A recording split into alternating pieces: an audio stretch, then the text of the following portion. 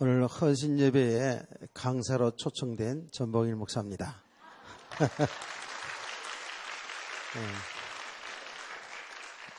이렇게 하면 박수를 받는군요. 예, 감사합니다. 제가 찬양대 헌신 예배 때문에 새 옷 입고 나왔어요. 오늘 이 찬양의 헌신예를 통해서 모두 다 은혜 받는 귀중한 시간 되시기 바랍니다. 주제는 아버지의 슬픔과 기쁨이라는 주제 속에서 우리 찬양대들이 참 헌신을 어떻게 해야 될 것인가 하는 것들을 잘 말씀을 통해서 살펴보시기를 바랍니다. 오전에 그 둘째 아들이 아버지의 뜻을 어기고 집을 나간 둘째 아들 탕자지요. 그런데 하나님 떠나 있는 모든 사람은 잘 살고 못 살고 상관없이 탕자입니다. 그렇죠?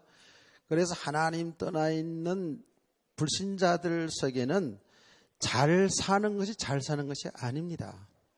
그가 이미 탕자의 죄인이기 때문에 결과는 다 인생을 실패하게 되고, 그 실패라는 것은 꼭 어떤 육신의 삶의 실패뿐만이 아닙니다. 이미 하나님 떠나 있는 상태의 인생은 마귀에게 잡힌 인생이기 때문에, 마귀의 종로로 타는 인생이기 때문에 사실은 일반 은총의 축복 속에 살아가기 때문에 괜찮은 것처럼 보이지만, 영적으로 보면 죄인이요 마귀의 종로로 타고 살아가는 인생이기 때문에 저주받은 인생이에요. 본세상 진노의 자녀라고요. 그렇게 살다가 결국 죽게 되면 영원한 지옥 형벌이 기다리고 있잖아요. 그래서 하나님 떠나 있는 인생은 그 자체가 이미 지옥입니다. 이미 사망의 상태에 살아가고 있는 것이죠. 이해가 되시죠? 죽으면 영원한 지옥으로 들어가는 것이고요. 그러면 반대로 우리 성도는 이 땅에 살아도 정말 믿음으로 세워져 가면 갈수록에 하나님의 나라의 축복을 누리게 되어 있어요. 그래서 우리가 믿음이 세워져 가면 갈수록에 그리스도 예수 안에서 이게 하나 된 삶을 살아가게 되어 있다니까요. 육신 따로 영적인 것 따로가 아니에요. 우리가 육신에 살면서도 하나님의 나라의 축복을 누리게 되어 있어요. 아멘. 그래서 우리가 믿음이 되어 있지 않은 만큼, 지난 시간에도 말씀했죠. 믿음이 안 된 만큼은 믿음 생활이 힘들고 괴롭습니다. 맞지를 않죠. 차라리 옛날 과거에 예수 믿지 않고 살던 때 지금 세상의 사람들과 불신자들과 어울리고 불신자들 사는 삶이 훨씬 더 편하고 좋지요. 가끔씩 있다가 TV에 보면 그 직장에서 직장 동료들 끝나고 회식하는 장면들이 나오잖아요. 옛날 생각나요. 예.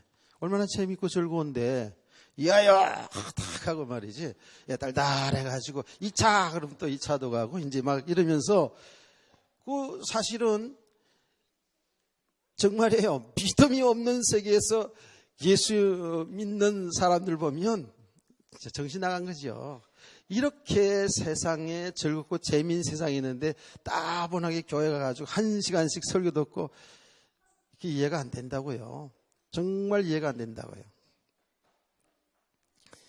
그래서 제가 그 이야기를 종종 하지 않습니까? 친구가 찾아가지고 저한테 계속 교회 나가야 된다 얘기할 때, 이 미친놈이 소주 한 잔 한 병을 가지고 지금 무슨 그런 적이 있었다니까. 제가 그런 날이 있었다고요. 맞지를 않습니다. 예수 믿어서 구원 받았어도요, 우리가 믿음이 안 되어진 만큼은 세상이 또 맞아요. 세상에 살아가는 삶이 훨씬 더 편하고 맞습니다. 신앙생활이 힘들지요. 어렵죠. 짜증나지요. 그런데 가만히 말씀 들어보니까 예수 믿는 사람들은 천국 가는 거잖아요. 예, 잘못하면 지옥 갈 수도 있잖아요. 그래서 나올 수도 있고, 이미 예수를 믿는 사람은 그 안에 성령님이 계시기 때문에 계속 이끌어 가시죠. 이끌어 가는데 믿음이 약한 만큼은 자꾸 세상에 끌리게 되어 있어요. 세상에 끌리게 되기 때문에 세상 속으로 빠져 들어갑니다. 빠져 들어가면서 거기 딱 잡혀버려요. 그래서 또 거기에서 빠져나오는 과정이 굉장히 힘들어요. 그게 이스라엘 백성들의 역사하고 우리 성도들의 삶에 이게요, 이렇게 계속하고 있어요. 그래서 하나님의 백성들은 그 세상의 삶에 빠져 들어가서 잡히잖아요. 그래서 하나님은 그를 건져내야 되기 때문에 어떻게 해요? 그 세상에 들리던 것을, 세상에 붙잡고 있던 것을, 그게 어떤 것이든지 하나님이 그걸 무너뜨려야지만이 하나님으로 돌아오기 때문에 그 무너지는 과정 속에 뭐죠? 상당한 우리 엄청난 삶의 고통이 따라오는 거다고요. 그래, 그 과정이 반드시 있습니다. 그런 가운데에 우리 성도들은 결국 하나님 앞에 나오게 됩니다. 하나님 바라보게 됩니다. 이거를 계속 이스라엘 백성들이 반복하고 있더라고요. 우리는 지금 말씀을 통해서 성경의 하나님의 그 백성들의 역사를 보면서 하나님이 하나님의 백성들을 세워가는 이 과정을 보면서 우리가 이제는 속지 않고 정말 은혜를 지속하면서 믿음이 바로 세워지길 원합니다.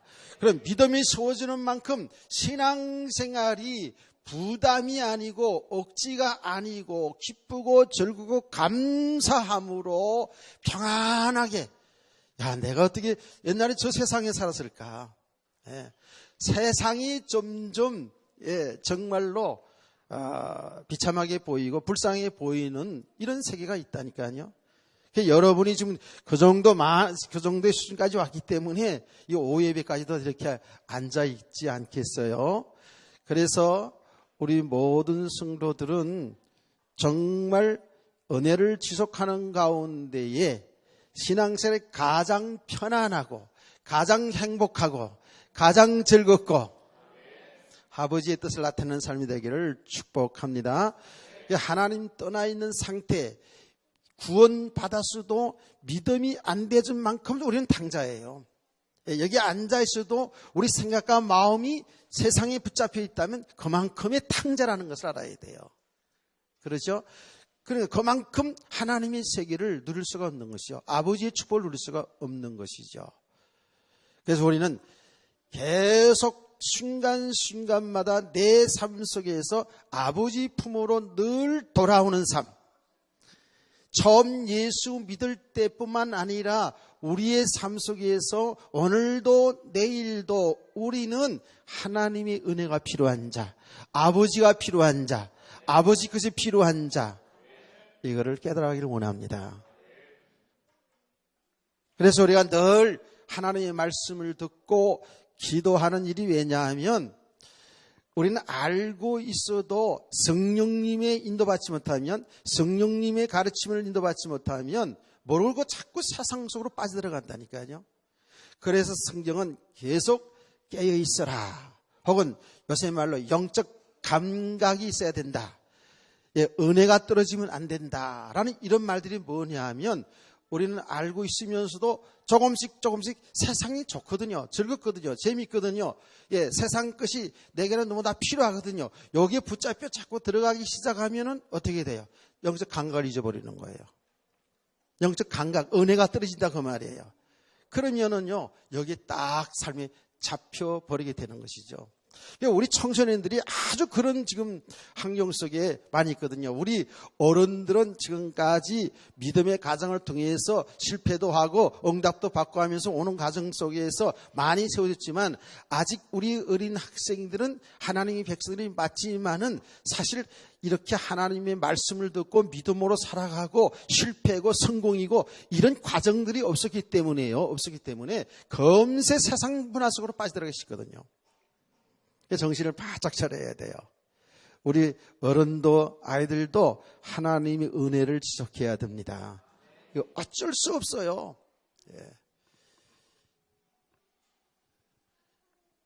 그래서 탕자라는 것은 이렇게 완전히 하나님 떠나 있는 상태의 탕자지만 교회 속에 앉아 있으면서도 얼마든지 탕자일 수 있죠. 우리가 믿음이 안 된 만큼, 아직 아버지의 그 상속, 아버지의 축복을 모르는 만큼은, 그걸 누리지 못하는 만큼은 아직은 탕자입니다. 그만큼의 탕자입니다. 그래서 하나님의 말씀을 통해서 내 삶의 현장을 통해서 나는 아버지 품이 필요하구나. 나는 아버지의 것을 살아야 되는구나. 지업 열매로 살지 않고 아버지께로 것으로 살아야 되는구나. 아멘.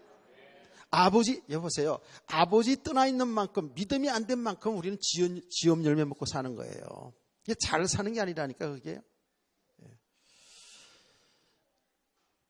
이해가 되시죠? 그래서 우리는 날마다, 순간마다 하나님이 필요한 거예요. 아버지 품이 필요한 거예요. 아버지 은혜가 필요한 거예요. 아버지 주시는 생명 양식이 필요한 자들이라고요. 지업 열매 아니라니까. 자꾸 지업 열매 먹고 살려고, 그거 가지고 배를 차보려고 하니까 안 되거든요, 이게요. 참 제가 늘 얘기하잖아요. 하나님의 지혜. 우리 인간은 정말 한순간도 하나님 은혜 아니면 살 수가 없어요. 하나님 바라보고 살아야 돼. 이게 하나님이 우리 인간이 하나님 떠나지 않고 살도록 하신 거예요. 그래서 순간순간마다도 항상 교회에서 뿐만 아니라 여러분 삶의 현장에서도 그리스도가 발견되길 원합니다. 나는 그리스도가 정말 필요한 자구나. 이렇게 할 때 항상 아버지 품으로 돌아오는, 여기 회개라는 거예요. 회개. 그러니까 우리가 뭐 이렇게 잘못했습니다, 이 잘못했습니다, 저 잘못했습니다, 이렇게 하는 것도 회개지만 늘 삶의 현장에서 내 모습을 보면서 주님 앞으로 돌아서는 이것이 바로 회개인 줄 믿으시기 바랍니다. 자, 이렇게 돌아온 탕자가 아버지 품에 돌아와서 자기 한 일이 있으니까, 내가 죄인입니다. 나는 아들이라고 일컬음 받지 못하겠습니다. 그냥 우리 집에 있는 종 중에 품꾼지 하나로 생각해 주세요. 이렇게 하지 않았습니까? 그때 아버지는 뭐라고요? 말도 안 되는 소리다. 너는 내 아들이다.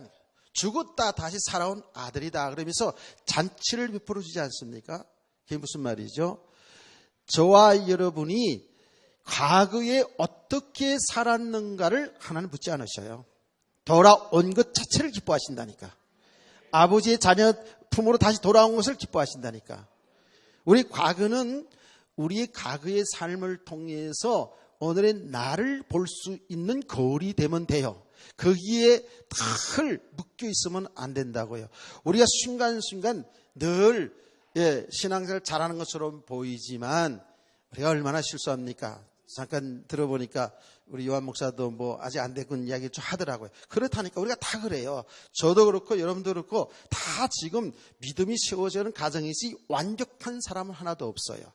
그런데 그 삶을 통해서, 안 된 삶을 통해서 정말 난 하는 은혜가 필요한 자, 즉 예수 그리스도가 필요한 자로 깨닫고 주님 앞에 돌아서면 돌아설수록 우리 주님 기뻐하십니다. 이 과거의 삶에 묶이면 안 된다고요. 많이 묶여 있죠. 저는 그 상담을 종종 받습니다. 요새는 안 받습니다는 과거에는 종종 받았는데요. 이렇게 과거에 지은 죄가 있다고요.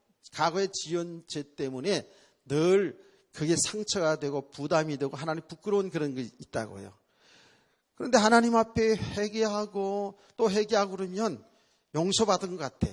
어느 날 또 하나님 말씀 들으면 또 그게 걸려들어. 그 자기가 과거에 실수했던 것, 과거에 잘못했던 것들이 말씀을 통해서 또 들려지면 과거에 또 살아나는 거야. 그래서 거기에 또 잡혀버리는 거예요. 이걸 반복하는 사람도 있다니까. 그게 아니에요. 주님 앞에 돌아왔을 때 주님은 그 과거를 다 이미 용서하시고 우리를 하나님의 온전한 자녀로 받은 거예요. 아멘. 우리가 온전해져서 그런 게 아니라 주님이 그렇게 하신 거예요.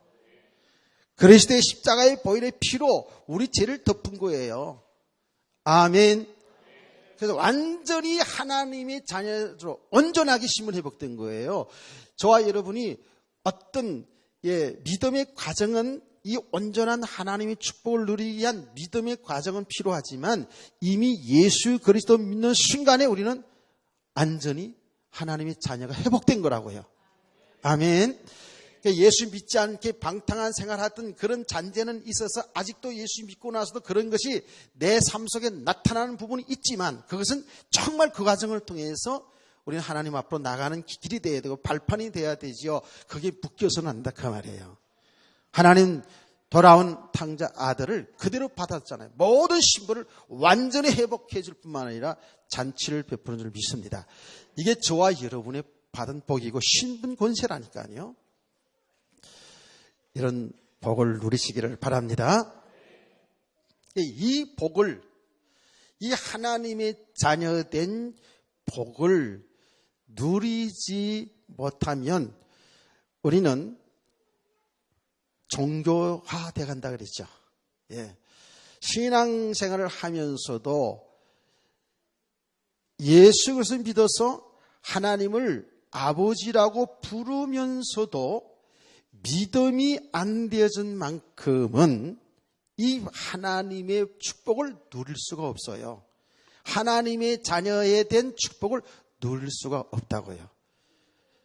그래서 신앙생활이 하면서도 아무 힘이 없고 능력이 없고 항상 비교의 습성에 잡혀가고 상처가 받고 이런 삶을 살아갈 수밖에 없다라는 겁니다.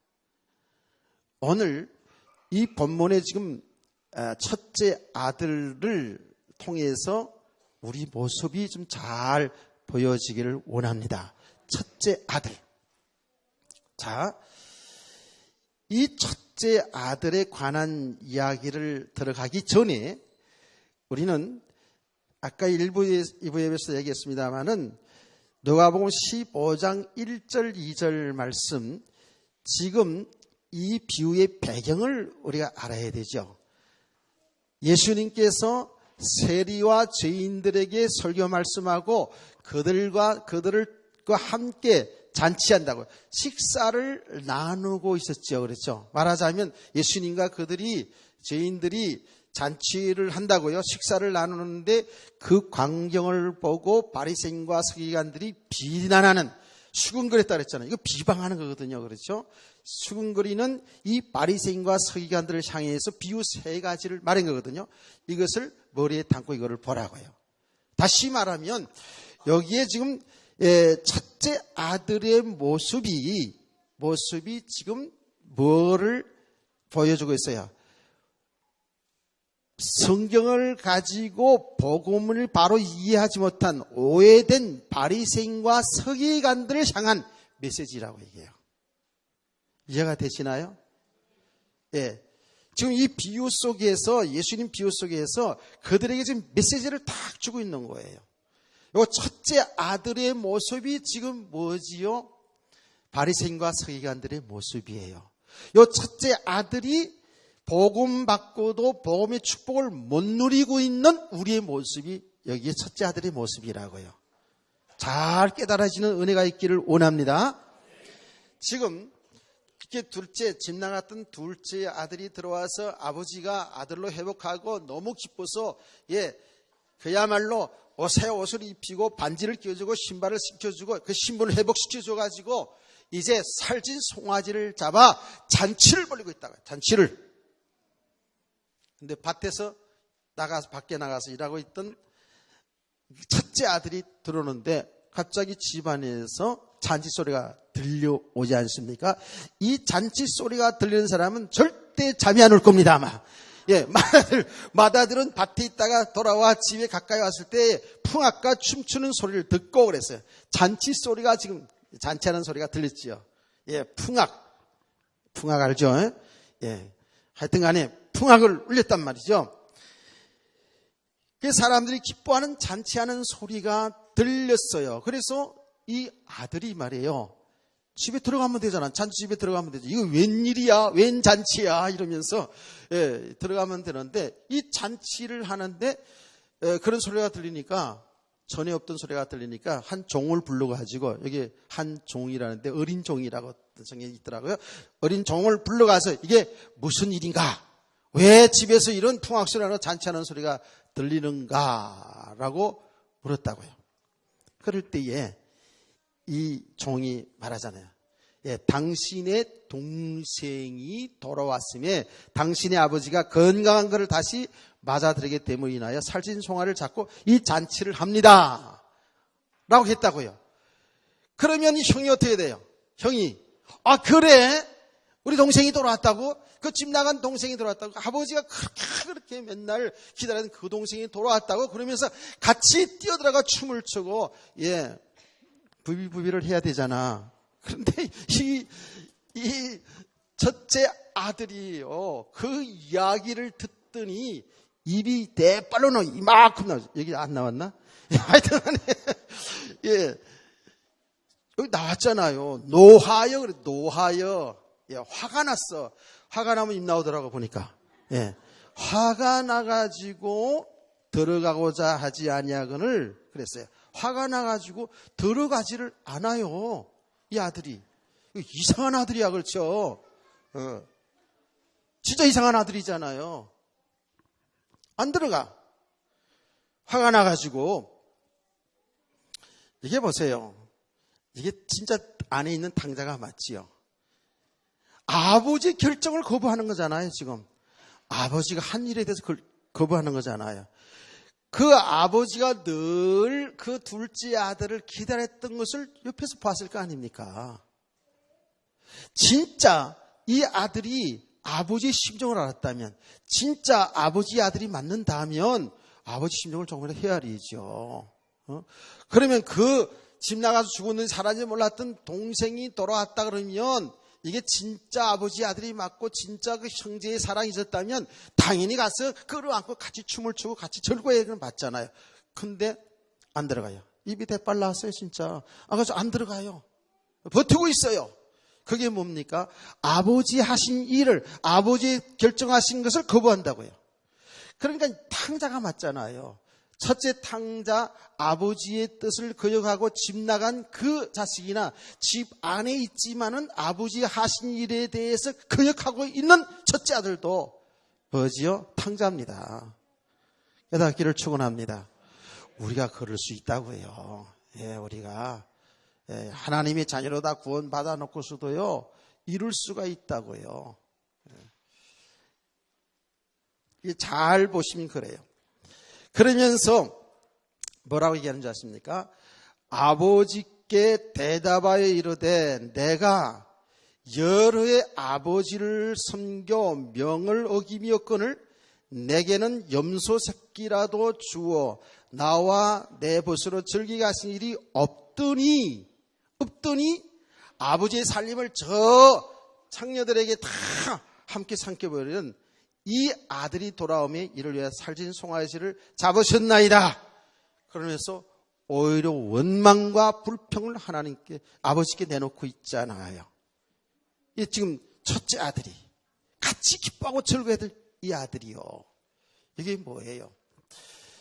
이게 정말 잘 보시면 이것이 바리새인과 서기관들의 모습이고 이것이 보고만 된 우리들의 모습이에요. 이 첫째 아들은 너무 성실해. 그 아버지 집에서 정말 성실하게 일을 해왔어요. 성실하게 일을 했다고요. 내용 보면 알잖아요. 여러 해 동안 아버지를 섬겼다 그랬거든요.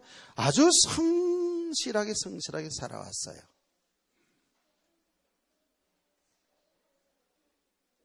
정말 누가 보더라도 모범생이에요. 착한 사람이에요. 이 사람은 성실한 사람이에요. 그런데 이 사람은 뭐예요? 아버지의 심정을 몰라요. 아버지의 뜻을 몰라요. 아버지 하신 일을 모르고 있어요. 아버지의 아들의 그 아들의 축복을 못 누리고 있어요. 여기에 단어 속에서 그 의미를 잘 발견할 수가 있어요. 아버지께 대답하여 이르되 내가 여러 해 아버지를 섬겨 명을 어김이 없거늘 이랬거든요. 요 섬겨라는 말이 뭐냐 하면 이게 둘리오라는, 여러분 그 헬라를 잘 모르니까 둘리오, 둘러스, 이게 뭐냐면 종이라는 뜻이에요. 종이라는 단어를 쓴 거예요. 이 아들이 있잖아요. 정말 아버지의 아들로서의 그 축복을 알았다면 아버지 축복을 다 누렸을 거 아닙니까? 근데 이 아들은 종이라는 단어를 사용했다니까. 내가 아버지 위해서 종살이 했다. 자기 스스로 지금 살아온 과정을 이야기하는데 아버지의 그 축복을, 아버지의 자녀된 축복을 누린 것이 아니라 그 아버지의 명예에 따라서 종로로 타고 살았던 거예요. 깨달으십니까? 그 사람의 지금 신앙의 상태라고요. 품꾼이 아닌데 자기는 아버지의 명을 어김없이 살아왔다는 거예요. 여러분, 아들은 아버지의 축복을, 아버지의 그 삶을 누리는 겁니다. 종이 아니라니까. 아버지의 명을 어기지 않고 종로로 됐다는 사실을 얘기한다고요. 지금 스스로 얘기한다니까. 그러니까 뭐예요? 종사라는 것은 보상이 필요하죠. 아버지의 아들로서라면 아버지 것이, 하나님, 여기서 이 아버지가 말했듯이 내 것이 다 내 것이다. 장자, 아들에게 내 것이 다 내 것이다 한 것처럼 아버지 것을 누리는 것이지 그게 보상이 아니라고요. 종이 아니기 때문에 보상이 아니라고요. 품값을 받는 게 아니라 그 말이에요. 이 아들 대화 얘기하는 속에 다 나오잖아요. 내가 지금까지 아버지의 집에서 이렇게 살아왔는데 나를 위해서는 닭 한 마리 새끼, 양 한 마리 새끼, 뭐야 이게 지금, 염소 새끼 한 마리도 안 주고서 말이지. 저 창년에 다 돈을 탕진한 저 아들은 잔치를 베풀어 줍니까? 이렇게 얘기하고 있거든요. 이거 보세요. 요 신앙이 요 사람의 상태가 영적 상태거든요. 이해가 되시나요? 아버지 아들이면 아버지의 것을 누리는 거예요. 아버지를 누리는 거라고요. 그리스도를 누리는 거라고요. 예. 뭐 대고 안 되는 것 때문에 여기 붙잡혀 있냐고요. 글쎄. 보상해주고 안 해주는 것 때문에, 자기를 위해서 뭘 해주고 안 해준 것 때문에 여기 상처받고 이러냐고요. 그렇죠? 그래서 여러분 보세요. 이게 믿음 생활 가운데에 우리가 신앙생활인데 교회에서도 그렇고 여러분 삶 속에서도 그렇고요. 하나님의 백성들이 뭐를 했는데 안 알아주면 시험 받는다라는 얘기 하잖아요. 상처받는다. 뭐를 알아줘야지만이 힘내서하고 알아주지 않으면 상처받고 시험 들고 하는 수준이면 이건 하나님의 지금 자녀된 그 믿음의 축복을 못 누리고 있는 거예요. 이해가 되십니까? 우리는 알아주고 안 알아주고 되고 안 되고 상관없이 이제는 하나님의 자녀요. 하나님의 유업을 받은 자요. 모든 것이 우리 것이잖아요. 지금 뭐 잡힌 거 없다고요? 그랬다 우리 것이에요. 지금 여기 아버지가 그랬잖아요. 야, 내 것이 다 내 것이 내 거 아니냐라고 하지 않습니까? 그런데 이걸 못 누리고 있다니까. 이게 딱 우리 모습이야. 내 모습, 우리들 모습이라니까. 아버지의 것을 누려야 돼요. 아멘. 야, 이 누리라는데 뭐 이세 누리지. 이게 참 곤란하다고 이렇게 되면 그냥 누리세요. 믿음으로 누리시기 바랍니다. 믿음의 사람들은 있어도 없어도 누구 때문에? 우리 아버지 때문에. 아버지가 다 내 것이니까. 아무리 이렇게 얘기해도 집에 돈이 없으니까 지금 잘 못 사니까 못 누린 것처럼 보이는데 이건 불신자 수준이죠. 진짜로 저와 여러분은 진짜 믿음은 있어도 없어도 주님 한 분으로 행복할 수 있어야 된다니까. 그런 믿음의 삶을 되기를 원합니다. 이게 사실 이렇게 돼야 되거든. 하나님이 필요해서 복음 때문에 하나님이 하시면, 하나님 주시면 뭔들 못하겠어요. 뭔들 못 주겠어요. 하나님이 목동을 왕이 되기도 하고 고아를 왕비 되기도 하고 노예를 감옥에 있는 사람을 총리가 되기도 하시고 하나님의 복음 때문에 홍해 바다도 갈리신 그 하나님께서 그 하나님 누리고 있는 여러분에게 복음이 필요하다면 뭐늘 안 주겠어요. 꼭 또 줘야지만이 또 복음입니까? 안 그렇잖아요. 그 믿음이라는 것은 결단코 자아로 우르치우치는 게 아닙니다. 이거는 자아로 치우치는 게 뭐예요? 우리는 하나님의 자녀예요. 하나님 믿고 살면 되는 거예요.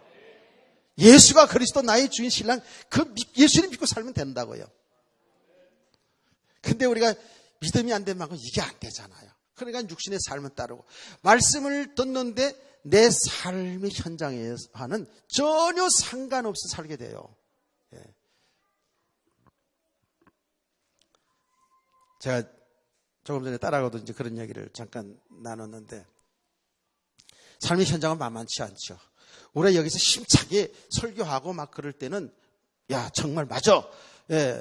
창조 하나님이신 예수 그리스도가 나의 주인 나의 신랑 그분 믿고 나가면 되지라고 하고 현장으로 나왔는데 현장의 삶은 만만치 않죠. 그렇죠? 만만치 않습니다. 저도 알아요. 그렇게 녹록하지 호락호락하지 않다고요. 세상의 배경이요. 이 어둠의 세력의 배경이 만만치 않아요. 그러니까 그 어둠의 세력의 배경이 그냥 막 무너지는 거예요. 절절절 맨다니까 우리 성도들이 삶의 현장에서요. 쩔쩔 맨다고요. 그 현장을 이기지 못해요. 그걸 넘어서지 못해요. 그러니까 여기저기 막 부대끼는 거예요. 그 영적인 그 세계 그 어둠의 배경을 하는 철옹성 같거든요. 철옹성 같다고요. 그러나 걱정하지 않을 것은 여러분 아무리 여러 기성이 강할지라도 하나님이 함께 하시면 무너지는 겁니다. 하나님이 하시면 무너지는 겁니다. 가나안 정복이 완전히 어둠의 세력이지만 하나님이 함께 하시니까 정복되어 버리잖아요. 우리는 연약하고 우리는 모자라고 부족한 자이지만 우리 하나님이 함께한 자이기 때문에 이 믿음만 들어가면 우리는 언제든지 어떤 현장이든지 그 어둠의 현장을 무너뜨리고 그 안에서 하나님 나라의 축복을 누리게 될 수 믿으시기 바랍니다. 이게 신앙생활이거든요. 근데 이것이 지금 우리가 삶이 안 되는 거예요. 그러니까 말씀을 들을 때는 은혜 받고 힘을 얻는데 삶의 현장에서는 그냥 팡팡 넘어지는 거예요. 그냥 물질에 넘어지고 사람에게 무너지고 거의 사람들에게 무너지죠. 사람들에게 무너져요.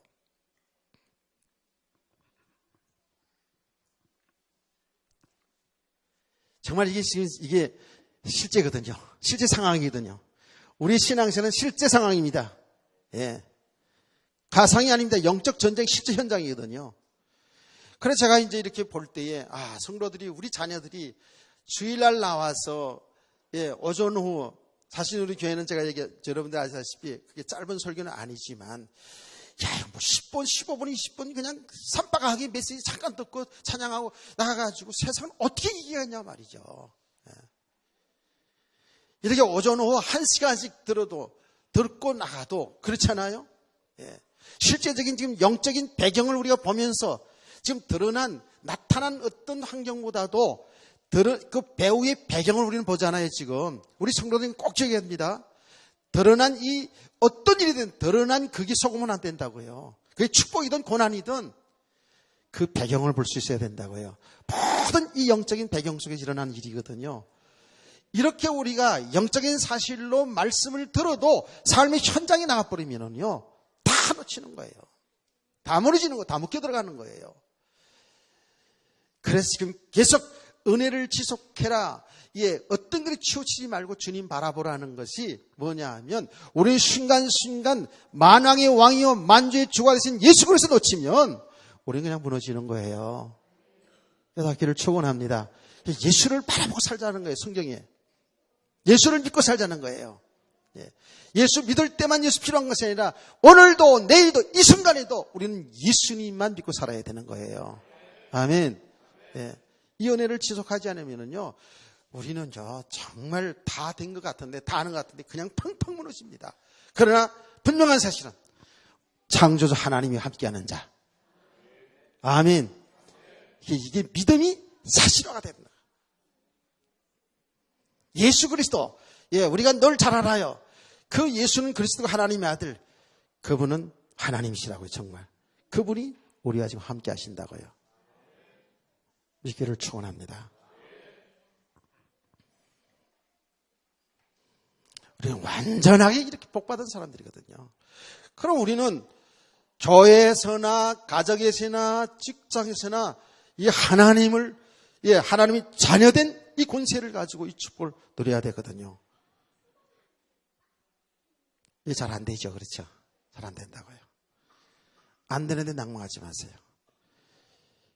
그 가정 속에서 하나 잊지 말을 것은, 안 되는 것 때문에 여기에 자꾸 낭망하고 실망하고 두려워하지 말고, 좀 잠깐 되어지는 것 때문에 그것 때문에 여러분, 너무 좋아하고 너무 힘내고 이러지 말고요. 다 이게 육신에 살리는 거거든요. 그 가정들을 통해서 정확하게 우리는 항상 삶의 현장에서 우리 주인 신랑이신 그리스도 놓치지 말아요. 발견되시기 바랍니다. 아, 내가 또 은혜를 놓쳤구나. 그리스도를 놓쳤구나. 그냥 순간순간 이렇게 주님 앞으로 돌아서는 가정. 이렇게 항상 이렇게 깨달아진 말씀을 통해서든 현장을 통해서든 이렇게 그리스도가 발견되어지는 그 순간이 뭔지 아세요? 빛이 들어오는 순간이에요. 여기 생명이 되는 시간이에요. 여기 믿음의 시간이에요. 은혜 받는 시간이에요. 이 은혜 받는 시간, 이것이 믿음이 쌓여지고 쌓여지면서 우리는 현장에서도 능히 이길 수 있는 믿음의 사람으로 세워져 가는 거예요.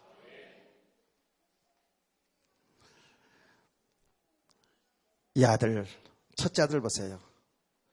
아버지 것이 다 지것인데 이걸 못 누리고 삶은 종살이하고 있는 거예요. 종살이하고 있어요. 자기가 이미 그 고백 속에서 다 나오고 있어요. 나 여태까지 종살이 됐는데 난 품꾼처럼 이렇게 부려먹고 말이지. 나를 위해서는 염소새끼 한 마리도 잡아주지 않았고 저 다 낭비해버린 저 아들을 위해 잔치해 줍니까? 이러고 원망하고 불평하고 있다니까. 이게 얼마나 안타까운 일이에요. 거기에 우리가 다 받고 나서도, 아버지의 축복을 다 받고 나서도 복음을 제대로 깨닫지 못한 만큼, 믿음이 되지 않은 만큼 우리도 이렇게 하면 살아간다고요. 좀 되어지면 괜찮고 안 되지면 원망하고 불평하고, 알아주면 신나고 안 알아주면 신 빠지고, 이런 수준으로 살아간다고요. 이게 얼마나 안타까운 일이냐고요. 그러니까 하나님을 섬기는 일도 말이죠. 하나님 교회에서 봉사하고 헌신하고, 그게 어떤 것이 성가다가 되었든 뭐 봉사를 어떤 봉사라든 어떤 헌신을 하든 우린 종이 아닌 아들로서 기쁘고 즐거고 감사함으로 살아야 줄 믿습니다. 이게 하나님 나라의 축복 아닙니까? 이거는 남의 것이 아닌 내 아버지 것이요, 내 것이라고요. 나의 일이라고요. 이게 하나님이 하신 기뻐하는 일이잖아요. 종은 어때요? 종들은 어떠냐고요? 품삯받기 위해서 하는 일이기 때문에 사실은 주인 눈치 봐가면서 살아간다고요. 아무리 성실하게 하더라도 종은 종이잖아. 뭐 때문에? 품삯 때문에 하는 거예요. 그게 진정한 기쁨과 즐거움이 있는 게 아니죠. 품삯을 때문에 하는 것이기 때문에. 안 하면 내가 굶고, 안 하면 처자식이 굶어야 되고, 안 하면 아이들 학교 못 보내야 되니까 사실은 그게 매임 속에서 일하는 게 종이잖아요. 그렇죠? 아들은 안 그렇죠. 아들은 네 아버지의 일이고 아버지의 일이 내 일이고. 아멘. 진짜 아멘이세요? 그러니까 우리가 성가대 헌신 예배를 했는데 이 찬양하는 것을 진짜 억지로가 아닌 정말 기쁘고 즐겁고 감사함으로. 아멘. 사실은 찬양대원들은 다 그런 수준으로 합니다. 왜냐하면 봉사하는 기간에, 어떤 기간에도 봉사하는 게 다 그렇습니다만은 찬양하는 것이 그렇게 자원하는 마음으로 한다면 힘들죠. 지속 잘 못 되죠. 남들 예배 마치고 딱 빨리 가는데 1시간씩 남아서도 찬양 연습해야 되고, 우리 지휘자님은 마음이 좋아서 어떤지 몰라. 내가 성가대원 안 해봐서 모르는데 책망은 안 하는지 잘 모르겠는데 부드럽게 하죠. 상당히 부드럽게 하죠. 생긴 게 부드럽게 생겨가지고 부드럽게 한다고 할 거야. 까다로운 저 찬양대 지휘자들은요, 내가 옛날에 섬기던 교회들은 무섭습니다. 달달 볶아요. 그래가지고 진짜입니다. 목 관리 잘하세요. 막 그러면서 왜 자기 파트에서 소리가 안 나면 안 되니까요. 그러니까 시간 넣는 거, 찬양 연습 제대로 집에서 연습 안 하고 다 티가 나잖아. 이게 화음 맞추는 것 때문에 지휘자들은 다 들어보면 다 안다더라고요. 왜냐하면 제 친구가 지휘자가 있었거든요. 그래가지고 제가 들은 풍울이 있어요. 참 이 음악 예술이라는 게 다 뭡니까? 참 믿음으로 하지 않는 만큼은 예민한 부분이잖아요. 이게 화음 맞추는 거, 이게 성가대 하는 거 들어보면 우리가 진짜 몰라도 화음 맞춰서 되었는지 안 되는지 연습을 많이 했는지 안 했는지 알아요, 몰라요? 다 알고 있어요, 우리. 말 안 할 뿐이에요. 다 알고 있다고. 정말 성가대원들이 성령에 충만한 상태인지 아니면 기교로다가 하는 건지 그 다 안다고. 그 옛날에 있잖아요. 이은교회 정원주 목사님 아시잖아요, 여러분. 그 대단한 분이잖아요. 근데 거기 뒤에 있던 김 장로님, 우리 교회도 왔던 장로님. 그 양반은 방송국에서 이 단장하시는 분 아닙니까? 그냥 실력이 있고, 얼마나 기고 있습니까? 그런데 강단에 딱 하는 거, 찬양하는 거 보면, 알잖아요. 그러니까 바로 찬양 막 대놓고 말이지. 응? 제조만 부리면 되냐고 막 이러면서 막 이렇게 제대로 그냥 막 책망하고. 그분 약간 쌓아놓은 목사님이잖아요. 쌓아놓은 목사가 좋은 목사예요, 진짜로. 잘하라고 말이죠.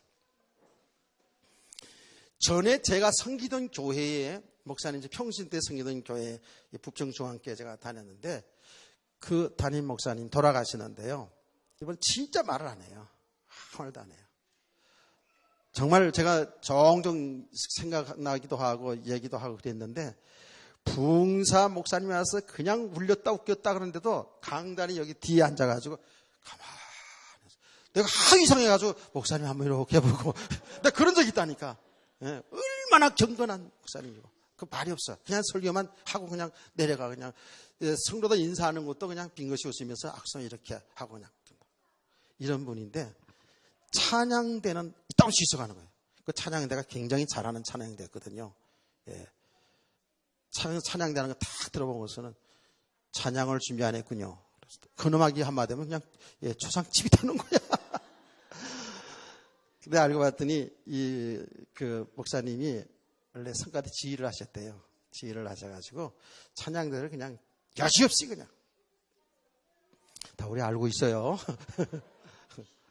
근데 그 주눅 들지 마시고, 주눅 들지 말고, 우리가 잘하고 못하는 것, 그것도 중요한 부분이긴 하지만 더 중요한 것은 우리가 믿음으로 하는 겁니다. 모든 믿음으로 하지 않는 게 죄예요. 그걸 잘 보이기 위해서 목사를 혹은 사람들에게 어떤 우리의 그 잘된 찬양을 사람에게 보이려고 하는 거 아닙니다. 하나님께 하는 거예요. 아멘. 저는 그 병 때문에 그 대구에까지 내려가가지고 치료받으려고 옛날 현신의 권사님 안수 하시는 분에게 안수 받고 나려고 이렇게 쫓아다닌 적이 있었는데 지금도 기억합니다. 기억하는데 어떤 할머니가 자기가 하나 은혜로 치유받고 너무 고맙고 감사해서 자원하여 찬양을 부리겠다고 어떤 할머니가 나왔어요. 아주 할머니는 아닌데 한 50대 이상 60대에 가까운 할머니가 나오셨어요. 찬양을 하는데 주 안에 있는 나에게를 찬양합니다. 주 안에 있는 나에게 딴 근심이 있으랴. 이게 나가잖아요. 얼마나 멋있게 잘 나가요. 이렇게 잘 나가더니 할렐루야 할렐루야. 이 할렐루야가 안 돼가지고 할렐루야 할렐루야 소리로 들어가는 거야. 이게 사람들이 막 웃었죠. 할렐루야 할렐루야가 안 돼가지고 소리로 들어가는 게 할렐루야 할렐루야 소리가 더 되는 거야. 이게 옛날에 소리를 좀 했던 것 같아. 그래서 성도는 배꼽을 잡고 웃죠. 하나님은 그걸 얼마나 기뻐하시겠습니까? 지금 믿음으로 하나 은혜 가운데 치유받아서 너무 고맙고 감사해서 찬양 곡조는 틀렸지만은 그 중심을 하나님께 드릴 때 하나님 얼마나 기뻐하시겠습니까? 그렇다고 우리 성가대 그런 수준대라는 얘기는 아닙니다. 예. 중요한 것은 믿음으로 하는 거예요. 감사함으로 즐거움으로 억지로 종으로 하는 게 아닌. 예. 그래서 무슨 보상을 바라보고 이렇게 하는데도 이렇게 헌신하는데도 교회에서는 알아주지도 않고 말이죠. 이런 생각할 수가 있잖아요. 우리 성가대 많이 알아주고 있습니다. 돈 있으면 오늘 끝나고 빵 사서 잡수세요. 성가대를 고생을 알아요. 우리가 한다고요. 근데요, 복음이 안 된 만큼은 그게 하면서도 불평이 들 수 있다니까. 저는 그 과정을 내가 거쳐봤고 그걸 많이 봤거든요. 옛날에 개척하는 초기 당신데 지금이야 식사를 얼마나 잘해주니까 잘해주는 거예요. 오늘도 보니까 뭐 뼈다귀탕에다가 뭐 그냥 고동조림에다가 어느 국인지 모르지만 하여튼간에 해서 우리 잘 먹었거든요. 근데 초창기 때 뭐 있습니까? 내일 저녁에 우리 사람이 맨날 국수 아니면 칼국수지. 국수는 칼국수. 근데 옛날에는요 다 그렇게 했어요. 제가 섬기던 교회도 큰 교회였는데 주일날 밥 해주는 건 무슨 생일날 아니면 뭐 그런 때 아니면 밥이 무슨 절기 아니면 맨 국수였어요. 국수. 큰 교회도 다 그렇게 했다고요. 개척교회 하는데 그거나마도 말이죠. 사모가 집에서 그냥 국수 해가지고 칼국수 해가지고 교사들 먹이고 펴는데 여기 한 놈이 들어와가지고 말이지. 그렇게 불평하는 거야. 이제 교사들을 모아놓고 전도사라는 친구가 넣어놓고 교사들이 이렇게 여름에 아이들 수고하는데 맨날 칼국수만 줘가 되겠냐고. 아이고 세상에. 그러니까 교사들이 여기 처음에는 뭐 개척교회니까 그러니 당연히 그러려 했는데 자꾸 그런 얘기하니까 어떻게 돼요? 자꾸 부안해동되죠. 그게 불신앙이 자꾸 생기는 거예요. 불신앙이 자꾸. 이런 일들이 있지 않아요.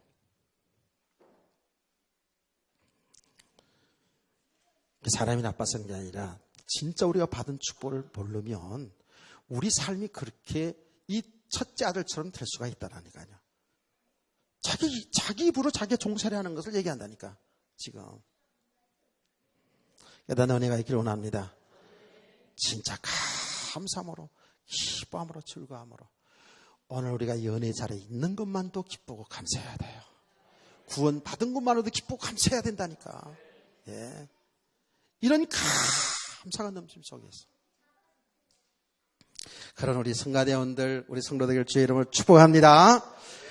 자, 이 첫째 아들은 또 중요한 메시지가 내용이 담겨져 있는데 아버지께 대답하여 이르되 내가 여러 해 아버지를 섬겨 명을 어기미 얻거늘 내게는 염소 새끼라도 주어 나와 내 벗으로 절기하신 일이 없더니 라고 얘기합니다. 아버지의 명에 어김없이 다 했다고요. 뭐죠? 자기 의가 얼마나 세워준다 보세요. 진짜로 복음이 오해되면 내가 정말 살아가는 모든 삶이요 자기의가 돼요. 자기의가 된다고요. 이 첫째 아들이 뭐예요? 너무 성실하게 살았는데 아주 위장된 포장된 성실이야 이게. 복음이 아닌 자기의라고요. 아버지의 명령에 아버지의 말씀이 하나도 어김없이 지금까지 성실하게 살아왔다는 거예요. 그게 자기의가 딱 세워진 거예요. 무슨 말인지 아시겠어요? 자기의가 세워진 거예요. 이게 무서운 거예요. 그래서 복음이 오해되면은요, 복음이 오해되면 종교생활, 우리 행위로 가게 되면 이렇게 자기의만 딱 세워지게 돼요. 깨달아기를 축원합니다. 여러분요, 복음이 뭐라고요? 복음은 처음부터 끝까지 하나님이 하시는 거예요. 하나님이 하신 일 속에서 우리가 살아야 된다니까요. 저와 여러분이 하나님의 은혜로 구원받은 거예요. 아멘. 절대로 우리가 뭘 잘해서 구원받은 게 아니에요. 하나님의 의는 예수 그리스도예요. 예수 그리스도 믿음으로 우리는 하나님과 관계가 회복됐다고요. 이게 의인이라고요. 죄인이 아닌 의인이에요. 하나님의 은혜라니까. 믿음의 과정도 이게 참 보니까 하나님이 은혜예요. 하나님이 붙였다가 고난 가운데 축복 가운데 응답 가운데 혹은 고난 가운데 두신 이런 가운데에서 계속 우리로 하여금 내 힘과 내 능력으로 내 방법으로 세상의 방법으로 사는 것이 아니구나. 하나님만이 사는 길이구나. 예수 그리스도만 사는 길이구나. 아멘. 이렇게 해가면서 하나님이 우리를 정말로 하나님의 나라의 축복을 누리는 믿음의 사람으로 하나님이 세워가시는 거예요. 아멘. 성경을 보면 볼수록 그런데 수요일날 이 사사기를 공부하면서 우리 보지 않습니까? 하나님이 가나안 족속을 붙여놓는다니까. 붙여서 자꾸 옆구리를 쿡쿡 찔러서 옆구리 찔르면 얼마나 아파. 살자고 옆구리 찔르면 재밌지만 막 찔른다니까. 가시로 찔른다니까. 그 가시를 찔르기 위해서 어떻게 자기 모습 포기하고 우상숭배하는 세상으로 빠져있는 자기 모습 포기하고 하나님 품으로 돌아오게 한다니까. 믿으시면 아멘. 하나님 맨날 가시만 주는 게 아니에요. 하나님 응답도 주셔요. 하나님이 응답도 주신다고요. 응답을 통해서도 하나님이 하신 일은 우리를 믿음의 산으로 세워가는 거예요. 어떤 게도 치우치지 말라 그 말이 아닙니까? 전부 하나님의 은혜 가운데 살아가는 건데 우리 삶도 하나님의 은혜 아니면 살아갈 수가 없어요. 지금까지도 하나님의 은혜로 살아온 거예요. 내가 뭘 좀 잘해서 아니요. 나는 과거에 예수님 믿기 전에 나도 잘난 척하고 살았더랬어요. 지금도 잘난 척 좀 하긴 하지만 하여튼 간에 그래 살았다고요. 저는요 정말입니다. 우리 동네 사람들 가서 물어보라고요. 못 갈 것 같으니까 내가 얘기하는 거 아니에요. 범생이었어요. 세상의 삶도요 상당히 잘 나갔던 사람, 잘 나갔어요. 잘 나갔다니까. 그런데 하나님이 낮추는 거예요. 하나님.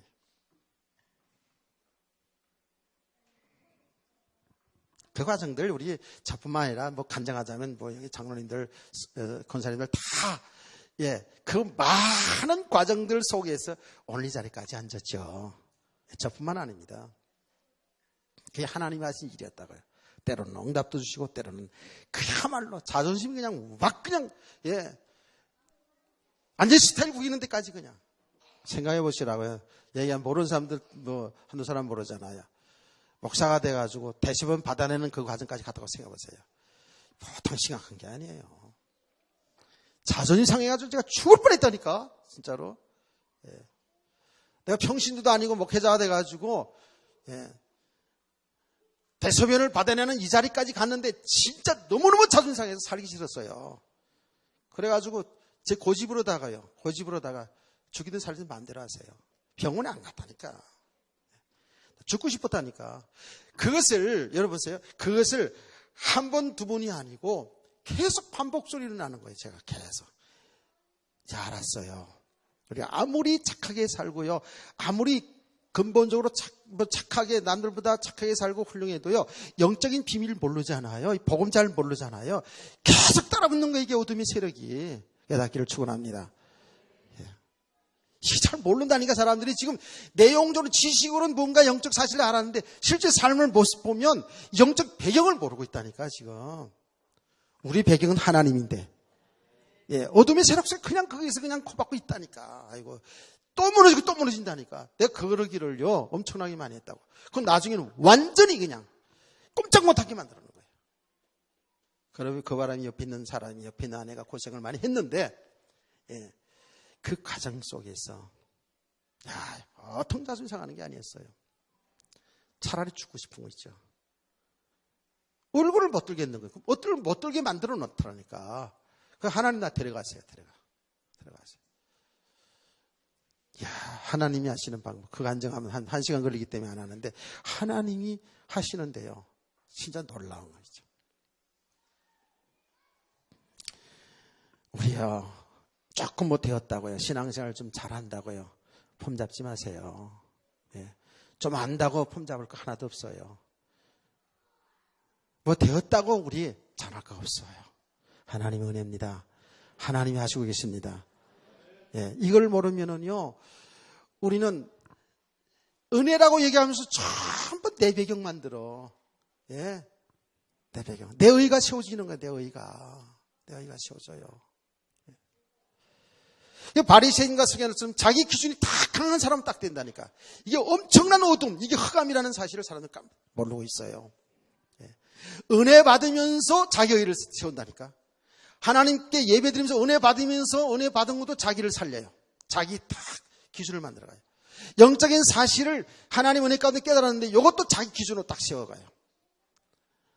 이게 엄청나게 어둠이라는 사실 여러분 모르실 거예요. 내가 좋은 것이기 때문에, 좋은 것을 알았기 때문에 된 것처럼 보이죠. 그 배경으로 삼잖아요. 그게 사단의 통로가 돼버려요. 이 의라는 건, 자기 의라는 게 얼마나 무슨지 몰라요. 그래서 복음을 오해하면 말이죠. 복음을 오해하면 신앙생활이 내가 중심으로 나가는 거거든요. 내가 하는 줄을 착각하고 살아가잖아요. 이게 복음 오해된 신앙생활이 돼. 내가 주체가 되거든요.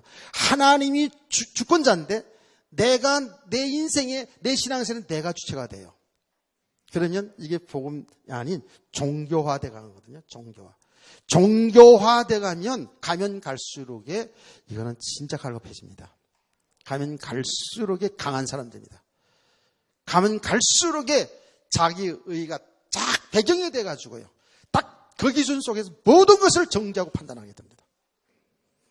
우리가 영적인 분별력이 있어야 되지만 정죄와 판단이 아니라 분별력이 있을수록 복음이 되어질수록 이해와 용서와 사랑이 나타나야 될 줄 믿으시기 바랍니다. 여러분, 우리의 의가 세워진다는 것이 이게 얼마나 무서운 거냐 하면 제가 금요 기도 때 얘기했잖아요. 욥기서를 통해서, 욥을 통해 얘기했잖아요. 욥은요 진짜 믿음의 사람이었어요. 어느 정도 믿음의 사람이었어요.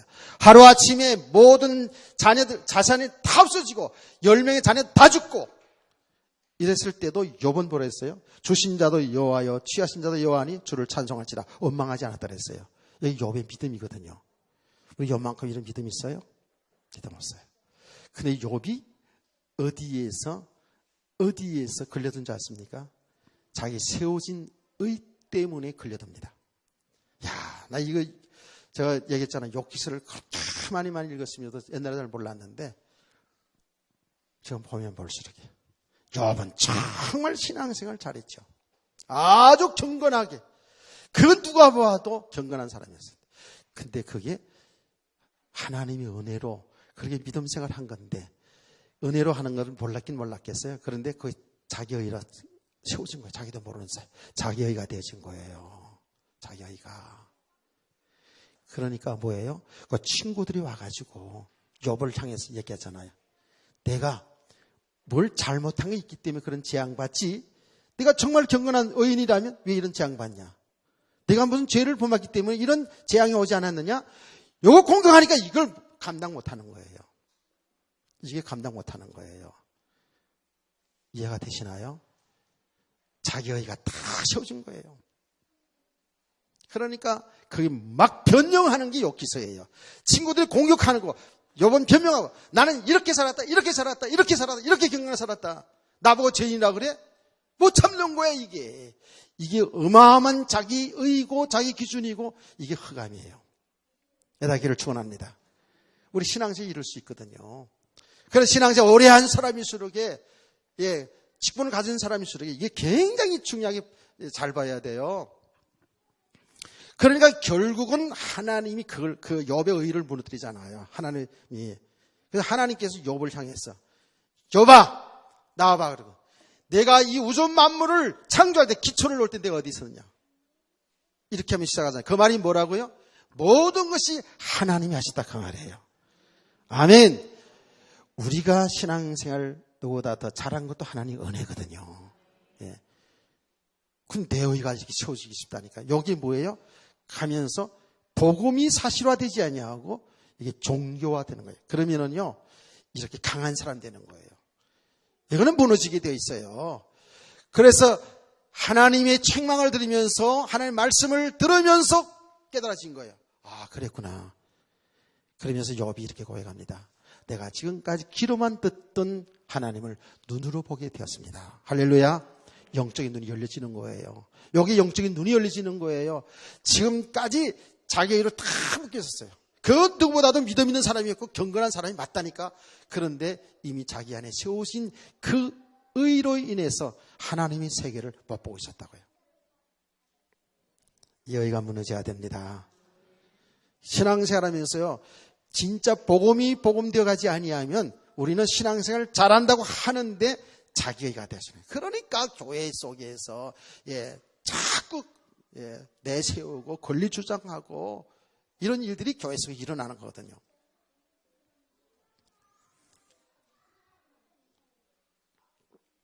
그러면 개인도 교회도 자꾸 분쟁만 일어나고요. 어둠의 세력이 계속 역사하게 되어 있고요. 삶을 실패하게 되어 있어요. 이게 참 이게 영적인 세계라 어쩔 수 없거든요. 그러면요, 이런저런 교회 속에 지금까지 쭉 제가 보호한 게도 많이 있는데 어떤 목사님의 설교를 통해서 얘기를 들은 것이 생각이 납니다. 어느 시골에서 목회를 하는 분인데요. 조그만 교회인데 목사님이 한 이제 5, 60대, 60대 이렇게 된 분인데 그 설교하신 목사님이 거기에 이제 시골교회 집회를 간 거예요. 집회를 갔는데 목사님 자녀들이 아주 어리더래요. 자녀들이서 아이고 목사님 한 60대 이렇게 됐는데 자녀들이 이제 초등학생이더래요. 그래가지고 아이고 목사님 늦둥이를 낳나 봐요. 이렇게 이야기를 물어봤대요. 그랬더니 목사님이 웃으면서 늦둥이가 아니고요. 제가 사모하고 사별이 돼가지고 제 세상과 재혼해가지고 이렇게 늦게 낳았다고 이렇게 과거 얘기를 쭉 풀어놓더래요. 그 이야기를 쭉 들었는데 그 내용이에요. 근데 그 내용 중에 그렇게 재혼하고 목회하는데 그렇게 성도들이 목사님을 괴롭히는 거예요. 재혼했다고. 재혼할 수도 있지. 여러분 혼자 되시는 분들 재혼하세요. 근데 재혼하는데 항상 생각하는 건 뭐냐면 더 좋은 사람, 믿음의 사람 만나야지 않으면 하지 말아요. 그건 더 고생하는 거니까. 진짜 믿음의 사람. 돈 보고 또 이렇게 외모 보고 이렇게 하는 게 아니고 남자도 여자든 진짜 믿음 있는 사람 해야 되겠죠. 재혼하는 게 그게 죄가 아니잖아요. 그런데 그 재혼한 게 때문에 어떻게 목사가 재혼해서 하냐고 막 그냥 그렇게 막 사람들이 못 살게 굴고 이런 과정을 쭉 이해하는데 재밌는 거는 동네가 작은 시골 동네니까 그걸 다 알잖아요. 교인들이 그렇게 목사님을 괴롭게 만들고 내쫓으려고 그러는 거를 다 알고요. 무당이 목사 불쌍하다고 무당이 교회 나왔대. 그래가지고 무당만도 못해. 그러니까 복음이 안 되면 무당만도 못해. 무당이 보고 이게 교회가 이럴 수 있냐? 그리고 무당이 교회 나가서 권사님 됐더래. 야 세상에. 그 간증을 들으면서 그게 우리의 모습이 아니겠는가. 복음이 안 되면 복음 누리지 못하면 우리가 신앙생활을 오래 하면 오래할수록 이게 습관화되고 이렇게 잘못돼 가게 되면은요 이렇게 된다니까. 구원 받아놓고도 이렇게 둘째 아들처럼 된다니까. 자기 의가 다 세워져 가지고요. 이렇게 된다니까. 그러니까 우리는 달마다 복음 속으로 들어가야 돼요. 생명을 얻어가야 된다고요. 그리스도가 필요한 자라고요. 그게 얼마나 능력 있는 삶이냐고요. 이 생명 속에서 모든 삶이 나타나게 돼 있거든요. 참 이 첫째 아들 모습 보면서 야 이게 우리들의 모습이구나. 이런 모습일 수 있구나. 얼마나 참 안타까운 모습입니까? 우리는 말씀을 통해서 우리 자신의 모습을 잘 볼 수 있는 영적인 눈이 열려지기를 원합니다. 우리가 이미 다 받아놓고도 이 아들의 축복을 못 누리면 이게 얼마나 참 억울한 일이겠습니까? 근데 이것이 막연한 것이 아니라 사실로 우리가 이 축복을 누릴 수 있는 것은 믿음이거든요. 그렇죠? 자, 그러면서 이제 아버지가 정확하게 어떤 답을 내리지 않고 이렇게 말합니다. 야, 네 동생이 죽었다가 살아났으며 내가 이렇다 얻기로 우리가 즐거워 기뻐하는 것이 마땅하다 하니라 그랬습니다. 우리가 이렇게 복음 속에 있는 사람들은 그야말로 죽어다 살아난 이 하나님의 백성들은 하나님의 나라의 이 축복을 이렇게 누릴 수 있는데 복음이 안 된 만큼은 이 마다들처럼 집안의 탕자로서 이렇게 불행한 삶을 살 수 있다는 것을 오늘 여러분의 메시지로 잘 받으시기 바랍니다. 그러면서 결론입니다. 우리는 하나님의 은혜로 주 예수 그리스도를 믿어서 둘째 아들이 집 나갔다가 돌아와서 모든 십을 회복한 것처럼 우리는 완전 회복한 하나님의 아들, 딸들. 하나님의 나라의 축복, 하나님의 그 자녀의 그 유산을 누릴 수 있는 이런 믿음의 삶을 되기를 주의 이름으로 축원합니다.